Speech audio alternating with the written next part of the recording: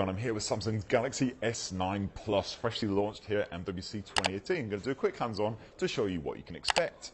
So, first off, as you can see, if you are an S8 Plus owner, the S9 Plus isn't going to look remarkably different. Samsung reckons it's slimmed down the bezels ever so slightly above and below that mighty display, but to be honest, it looks just as slender and sexy as before. That screen does pretty much fill the entire front panel. And as you can see, it just curves nicely around the phone as well, to get a nice comfortable grip despite the fact that it is a mighty 6.2 incher. And around the back you get that same glossy, smudgerific finish as well. So yeah, you might want to give your hands a bit of a clean before you handle the handset. One of the differences over last year's model is that the fingerprint sensor has thankfully moved to a more sensible location. It's right here in the centre of the handset, just beneath the camera tech. So as you can see, it's not off to the side, it just falls naturally onto your finger when you pick up the handset, so it should be nice and easy to unlock the handset. It's fully water resistant as before as well, so you can give it a good old dunking when needed, and it comes in 3 different hues. This is of course the black model. You can also pick it up in lilac purple or blue. That display hasn't really changed at all from last year's model. It's still a 6.2 incher, it's an 18.5:9 aspect ratio, and it's a Super AMOLED, so it's nice and punchy, and as you can see, nice and crisp as well. As you can see here, those colours really do pop off the screen, and even when you zoom right in, it stays nice and sharp. Lovely stuff. You also get stereo speakers as well, so if you're going to be watching movies, listening to music, anything like that, and you don't want to connect headphones, although thankfully there is a 3.5mm headphone jack, then you can get a bit of that on the go. It's a nice powerful sound for a smartphone, obviously, and it does support Dolby Atmos as well for a bit more of a surround sound effect, although to be honest, we think it just makes it a little bit louder, but don't tell Samsung we said that.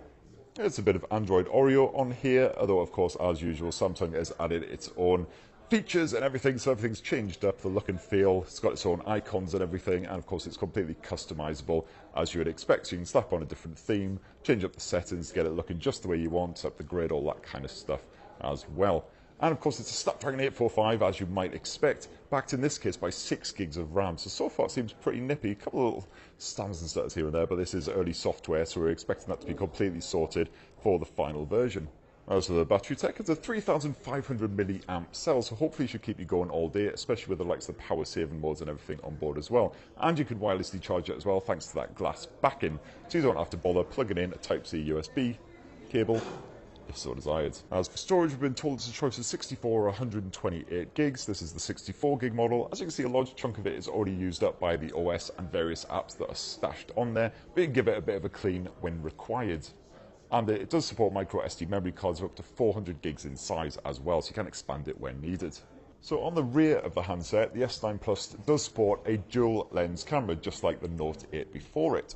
First camera is a 12 megapixel OIS camera. It's slightly wide angle, and it actually has 2 apertures, f1.5 for those low light conditions and f2.4 for when it's all nice and sunny in daylight. As for that second lens, it's a 12 megapixel telephoto lens, so you can choose between the two whenever you want, depending on the situation. So as you see, Samsung's camera app hasn't really changed that much, just a bit of extra functionality bolted on top. You can swap between the 2 different lenses with a quick tap up there. You've got Bixby Vision down here, which can now real-time translate foreign text, which is always handy. And you've got a whole bunch of little shortcuts down here, as you expect. You can fill out the screen with the whole camera app if so desired, toggle the flash and things like that. One of the new features is the new super slow motion feature that shoots it up to 960 frames per second for small snippets of your otherwise 30 frames per second HD footage. It shoots at 720p. And unlike Sony's version of it, you can actually move this little box to your subject, and then when it detects any kind of action in that section, it will automatically start filming. And of course you now get a bit of AR emoji action. Emojis are all the rage, as well you know.